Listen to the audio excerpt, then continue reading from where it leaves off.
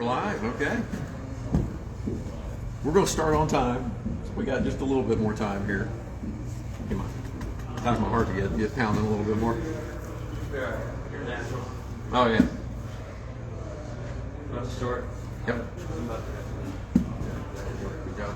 Thank you very much. Absolutely. And I'll see you here tomorrow. Yeah. Oh, someone joined. We're connected. We'll stay in touch. to. Sounds good, man. Thank you so much. Thank you, Wesley. You're going to be good at this. 2 people joined. All right. 3 o'clock. 2 people are on. We're good to go. Hey, thanks for coming. All right. Well, it is 3 o'clock. We're going to start on time. Greetings. Welcome. Thank you for logging on for this. I'm Richard Vining. I'm the director here at the Edge Motor Museum. And we're coming to you live up here from the members library. We're doing an unveiling today to the latest addition to the American Speed exhibit that we're really excited about, that is going to address a need we've not addressed in the cars that we've been showing. So excited about that. I'm glad you tuned in. But before we just go straight to the unveiling, we've got kind of a secondary unveiling up here in the members library to share with you. And it is right here. Look at that. What is it? It is a collection of every Tennessee license plate in existence from 1914 all the way to 1972, when they kind of started to get uninteresting. And so here, Elaine, if you'll go up to this top one right there, that's the very first one. This has been placed on loan with the Edge Motor Museum. We just reframed them by Dick Moore, who has meticulously restored these. You might know that name from, he placed the Model A hot rod that we have on display, placed that on loan here as well. So anyway, we have this beautiful piece here in these 4 frames. And so a little bit of the history, if we're going to put it on display, we had to learn some things, is that in 1905, the state of Tennessee required you to start registering your vehicle. And so they would give you a registration number, and then it was up to you to go make a license plate. So people would do it on leather, they do it on a piece of wood and some paint or metal or something like that. And so you would have to make your own license plate. But then, beginning in 1914, the state of Tennessee gave you one. And so there is 4840 TENN. That is the first ever license plate ever issued by the state of Tennessee. That by itself could be an exhibit. But he didn't stop there. He went and got every other plate. Here, 1915, a bunch of states came together, and what they did is formed an association to help build more roads. Keep in mind, I want to get this right, in 1905, there were 140 miles of paved road in the United States, not in Tennessee, in the U.S. So they were getting together to help raise money to build highways. So you can see that 1915 plate is a little more standardized. And they keep going through time, and let's point out a couple things along the way. You see 1936, the white one there in the middle? I like that. We need to bring that back. That's where we actually built the plate in the shape of the state of Tennessee, and that's a design that stuck all the way here through the mid-50s. And then probably one of the more valuable plates in the entire museum here is the, see that orange one there, Elaine? 1951, that was to commemorate the Tennessee Volunteers winning the national title that year. That's really cool. And then you come all the way down here to, you see 1971, they were still etching the year on the plate. And in 1972, the last one there, it's a sticker, just like we do it today. So, fantastic collection. We're really proud to share with you. Come on this way, Elaine. I want to point out this 1942 plate as well. You come down here and do that. Here, it looks like we've got 2 1942 plates. Well, you kind of do, but you don't. World War II is going on, and steel is a precious commodity. So they basically, instead of sending a whole new plate, you just reused your plate, and for the first time, you had a renewal tag. And so that's what that is there. It's a renewal tag. They sent you that. It saves steel, so it'll better support the war effort. That's cool. All right, we're going to walk out of the library here, coming to the main lobby.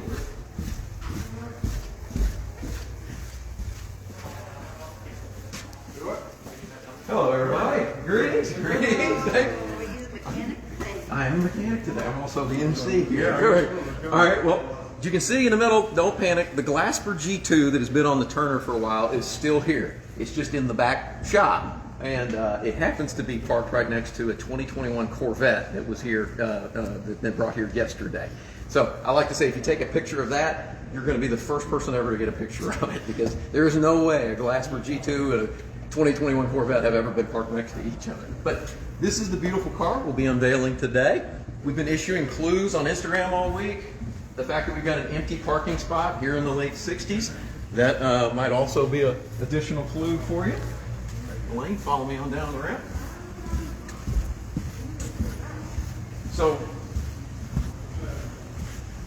this past week we've been doing picture clues on Instagram.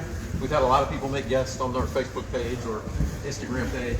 We've had several people get really close, like a couple people incredibly close.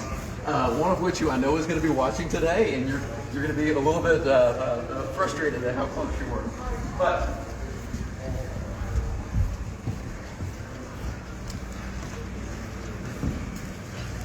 looking at it here under the cover, Elaine hit a shot of the whole car. You can see things under this silk cover that you can't necessarily see in the clues we've been putting out. For starters, look at these sharp creases here on the fenders right there on both sides. I think the biggest clue you can get looking under a silk here is that there's something going on there at the nose. For me, that kind of gave it away more than anything else. Then you come around here to the back, and you've got a spoiler situation happening right there. And so I hope some of you are able to put together what this is, given all that information. But before we just pull the cover off, I want to give a little background story as to what this car and how it came to be. We've all heard of John DeLorean. If I've ever been your tour guide here at the museum, you've heard me refer to him as history's version of Elon Musk. Well, he was the father of the highly successful GTO car, and so after that, he set out to create a true sports car. Not a giant sedan with a huge engine in it, with a racing engine in it. He wanted to create a sports car that had a racing engine in it. And so he codenamed it Banshee and made it all the way to the prototype level before GM canceled the car. Why? Well, Elaine, they were afraid that his new car was going to hurt the sales of the Corvette. So, DeLorean was not very happy, particularly when they gave him a new assignment. Assignment to not just build whatever he wanted, they gave him an existing car and told him to make it a Pontiac. So, while not happy, he did take the challenge, and he went on to make it go faster, make it perform better, get down the road better, handle a little bit better. And by 1967, he had taken what GM had given him in the form of a Camaro and turned it into a Firebird. Not the car we have here. So, DeLorean, still very upset and had an immediate success with that Firebird. By 1969, he was even more emboldened and wanted to take the car to the next level, which leads us to the car we have here. So, gentlemen, Elaine, I present to you this 1969 Pontiac Firebird Trans Am. There were only 697 of these things ever produced, and it kicked off a 34-year run of the Trans Am. It's powered by a 400 cubic inch V8, 335 horsepower Ram Air 3 with a Rochester Quadrajet carburetor, which has to be one of the coolest sounding car parts ever put together. Has a 4-speed manual. Come on with me, Elaine. As well as disc brakes in the front for diving into the curves. Off the lot, sold for $4,478. Trades for well more than 6 figures today. The car only came one way, this way. Cameo white, dark blue vinyl. So this car is not only beautiful, it meets the museum standards of being correct, something that we have to defend all the time. We want our examples to be not just beautiful, but also correct. Doing research on this car, there's some interesting things we learned, specifically the name Trans Am. Elaine, come back here and show where it's written on the back as well. At the time, the SCCA was running something called the Trans Am Series. It featured the Mustang Boss 302, the Z28, the Mercury Cougar. This car, though, didn't meet the specs to participate in that racing series. So DeLorean just gave it the name because he liked how it sounded, and it gave it an instant racing heritage. Check out Firebird right there, like. Now, as you can imagine, the SCCA was not very happy with DeLorean and Pontiac using his name. So what happened? Lawyers got involved, as lawyers tend to do in situations like this. But they came up with a solution, and that's that Pontiac would pay $5 for every single Trans Am that was sold to the SCCA. Now, thinking it was a low production vehicle at the time, they said, hey, that's no big deal. That's not going to cost us a whole lot. Well, as it turns out, within 8 years, this is Pontiac's best seller, and this car started a 34-year run. During that time, the SCCA Racing Series kind of fizzled out. It turned out all those $5 bills are what kept the SCCA alive, even up to today. So, that's all we have for the presentation of this car. Everybody, please continue to enjoy yourself. Elaine, if you want to get up and take a couple pictures on the inside and get a good view of the car for everyone, thank y'all very much for coming. Yeah.